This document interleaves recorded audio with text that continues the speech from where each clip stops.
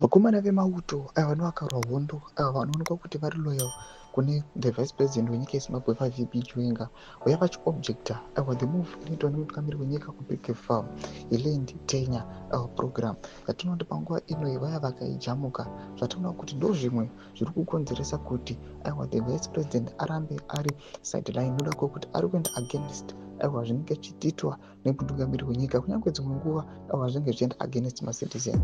Sandapinda mashoko mudaingwa panapa subscribe or like on the bell icon.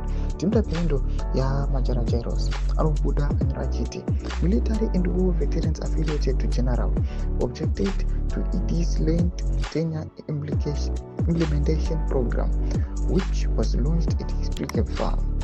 This was supposed to be the government's program launched at a private property wholly attended by people who support the owner.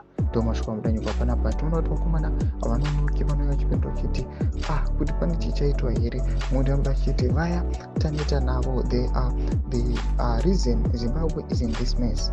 If they had from day one stood with the people, all would be well. They are not upset on our behalf, but rather it affects that they are being sidelined. Regai ili ashandire mhuri yake handikaida munhu akarwa hondo. Ndo mashoko anobuda chitora achiseka panapa tikuona kuti aiwa kubjecta kuitwa nevakomana vari loyal kuna VP.